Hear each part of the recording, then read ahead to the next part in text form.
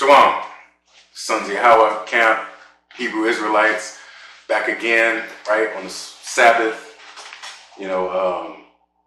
calling out to the elect of the 12 tribes of the nation of Israel, right,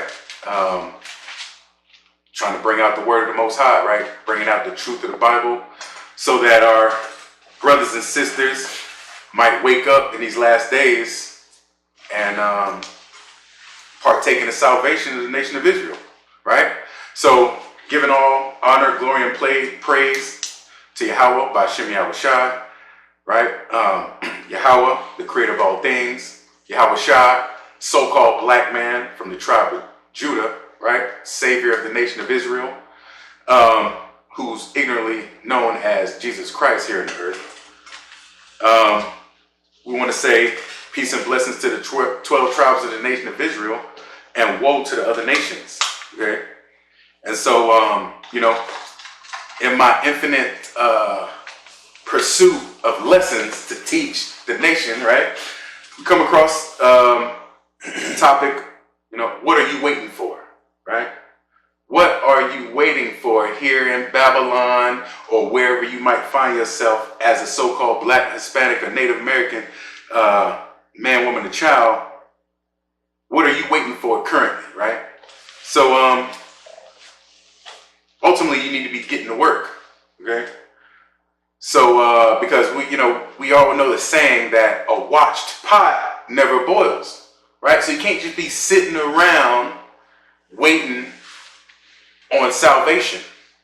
It's things that you need to be doing, right? We got obligations pursuant to, was it Deuteronomy 10 and 12, okay? Now, Israel, what did the Most High require of you? You got to keep these commandments and have the faith. All right, so let's start up Hosea 4 and 6. My people are destroyed for a lack of knowledge. Because thou hast rejected knowledge, I will also reject thee, that thou shalt be no priest to me, seeing thou hast forgotten the law of thy God. I will also forget thy children. That's right. So, because of our disobedience, right, as the Israelites, talking about the so-called Black, Hispanic, and Native Indians, right, as we're known here in America, because of our disobedience, we've been rejected, right, and subsequently destroyed because we don't know what we should be doing, right? Or if we do know what we should be doing, we're not doing it, all right?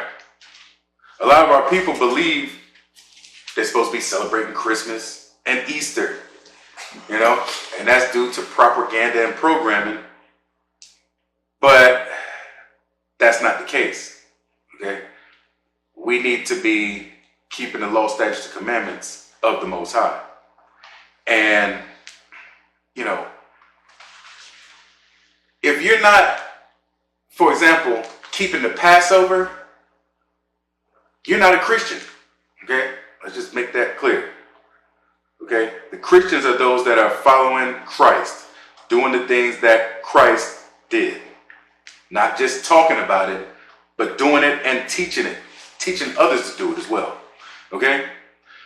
And the problem here in America, Babylon, is that Sunday morning Christianity has misformed us in general, right? For example, let's get Psalms 27 and 14. Wait on the Lord, be of good courage, and he shall strengthen thy heart. Wait, I say, on the Lord. That's right. And then close the book with no context and no understanding. That's not going to cut it for us as the Israelites, right? For the heathens that like to carry our book around and congregate themselves on the altars and this and that and all their nonsense and foolishness and folly, that's fine for them. But no, we got to understand more in detail of what it is that we're supposed to be doing while we're here waiting, occupying this land until Yahweh Shah comes back, right? So let's get into some articles here, right, to help bring this thing all together, right? That's what we do here at Sons of Yahweh Camp. We got to go out, find the things that our people are being introduced to and presented by way of, articles, propaganda, media, programming, and then we need to filter that through the scriptures, right? So we can make sense of this thing, so we can show Jacob where he's going off, right? And Israel, their transgressions, so that they might come back, correct themselves, and be found in, acceptable in the sight of the Most High. All right, so let's get into this article. Really short, I'm just pulling, these are excerpts, we're not reading those whole articles, but we just give you some food for thought and ultimately trying to bring some correction to all these false ideologies out there. All right, so let's get this. All right, but articles by Cooper Crossroad, August 1st, 2023. The title reads, Time Spent Waiting. Right, so we're talking about waiting here, because Christianity will have you to believe that, you're just supposed to be sitting here praying, donating your money to the pastor, and, you don't need to learn the scriptures, you don't need to learn the commandments, you just sit here, wait, and then God's going to come and save you, okay? But you don't even know what you're being saved from if you're an Israelite. So we're here to kind of fill in the gaps, all right? So let's read on that. And this, this particular article is not like a heavy-hitting, CNBC or anything. It's just an op-ed, but it's still thoughts that are out there, and these types of thoughts that they're trying to capture the minds of the Israelites to think in these ways, right? Which are contrary to the scriptures, okay? So let's go ahead. Definition of waiting: to remain stationary in readiness or expectation. Right. And see, that's what Christianity teaches. Just be stationary, just be still and wait on the Lord, right? Go ahead. Definition of waiting: to look forward or back expectantly. Right. Okay. All right, so let's read on. In my gentle research on the subject, I was spooked to read that the average American spends 37 hours waiting in line each year. Most Americans spend 13 hours annually waiting on hold. The average American commuter spends 38 hours each year waiting in traffic. Right. So it's a lot of downtime here in Babylon, right? So I'm just here to try to exhort our people to use your time more wisely here, okay?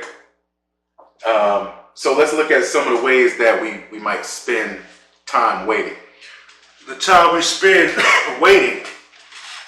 Remember, there are a number of factors to consider: how long one lives, where one lives, male versus female, and occupation, to name a few. Right, and so therefore, in preparation for this lesson, as I was going through, every article you read has slightly different statistics here on these wait times, okay? But you get the idea, right? Go ahead. The average person spends an hour a day waiting in line. That's 2 to 3 years in a lifetime. The average person spends 2 weeks in a lifetime waiting at a red light. The average person spends 43 days in a lifetime on hold. And yes, the average person spends 20 minutes a day on the toilet. If you live to be 80, that's approximately 13 months, 1 week. Of course, we wait in a doctor's office. We wait for someone to return a call. We wait in an airport. We wait for the bus, a taxi. We wait for the right person to come along. We wait for the shower temperature to be right before we step in. Right, see, and the list goes on and on. You go to the next page. Because, so in other words, you got a lot of downtime, you got a lot of free time, you got a lot of idle time. And you know what they say about idle hands, right? That's the devil's workshop. So I'm here to exhort our people on ways to be, to better use your free time, okay? Because, they want you to focus on making money and, gaining popularity. Everything that's frivolous and vanity, right? But you should be using your spare time to meditate on the scriptures, right? The law, statutes, and commandments. Because we don't have a lot of time here. As you can see, a lot of our time is spent waiting around, right? So we're going to give you some ideas on how to better use that time. All right, let's read on. Oh, and if we slept 8 hours a day and lived to be 75, we'll have slept 219,150 hours. What little time we have to really live. That's right. Guys, hey, limited time here in Babylon. And so you need to be using that time to make your election sure, right? So let's go on to the next article, right? Next article titled, Got Questions. Question. What does it mean to wait on the Lord? Which, I've seen Got Questions before as a website, where you can just, they answer random questions, but I didn't realize how, much they are under Christianity in their explanations. Okay, so let's go ahead and get into it. First, we see that we can wait on the Lord by trusting in Him. David expressed great confidence in the Lord, who was his light, salvation, and stronghold. Psalm 27, verses 1 and 2. This kind of dynamic trust dispels fear and despair. Quote, when the wicked advance against me to devour me, it is my enemies and my foes who will stumble and fall. Though an army besiege me, my heart will not fear.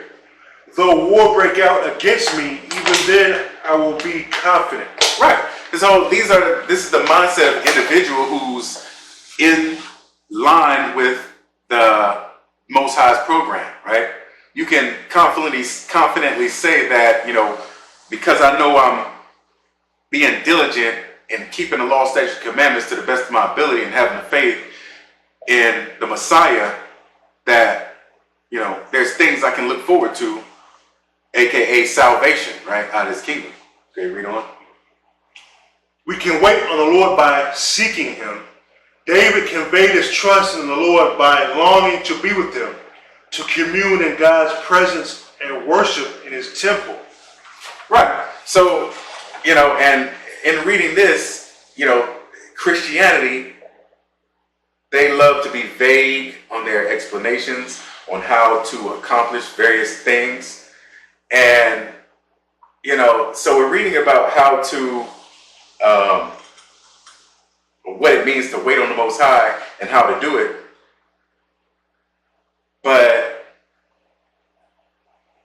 ultimately,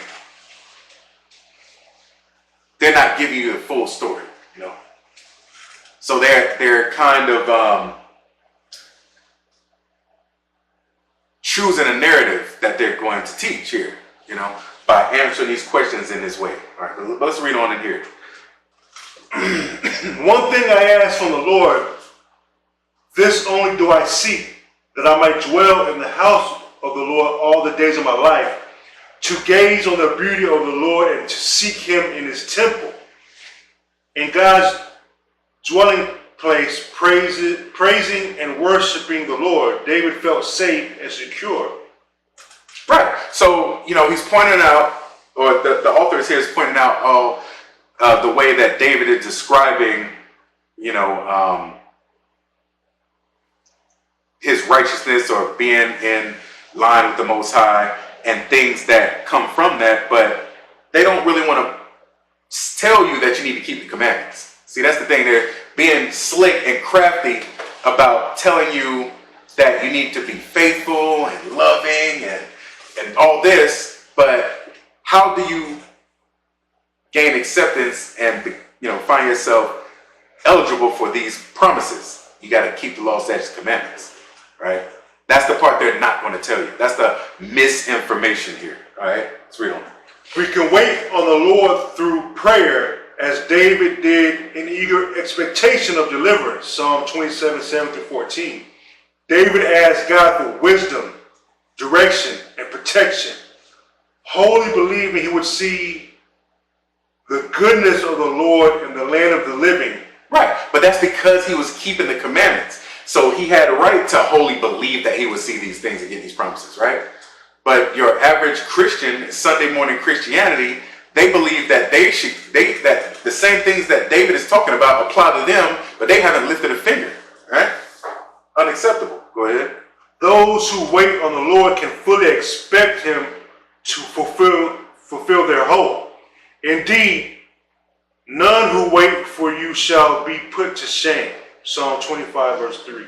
Right. So now let's read that. Let's read Psalm 25 and verse 3 in the KJV though, right? Because they're reading out they're referencing the ESV and they're not giving you the full story here, right? Can you read that last part again? Yeah, right there, it's from Indeed. Indeed, none who wait for you shall be put to shame. Psalm 25, verse 3, ESV. Right. So according to them, that verse says none of them who wait on Most High should be put to shame. All right. So let's read that let's read the whole verse in Psalm 25, verse 3. Yeah, let none that wait on thee be ashamed. Let them be ashamed which transgress without a cause. See that? So the ones that are breaking the commandments for no good reason, they shall be put to shame. See that? But in the version they use, because they want to push a particular narrative and they don't want you to get the full understanding, they only say that if that anyone who waits will not be put to shame. But there's more criteria involved in that. You gotta be keeping the law, statutes, commandments. Okay? So Christianity is sneaky, man. You gotta be careful when you read these articles. The Spirit might have put something on you where you want to read something, you want to get something to uplift you, and something, biblical. The problem is, this is not biblical. They're mentioning Bible verses, but then they're teaching something outside of what the Bible verse is teaching, which is wicked. Okay? We gotta be aware of that while we're here waiting on the Yahweh to come back. All right, let's read on.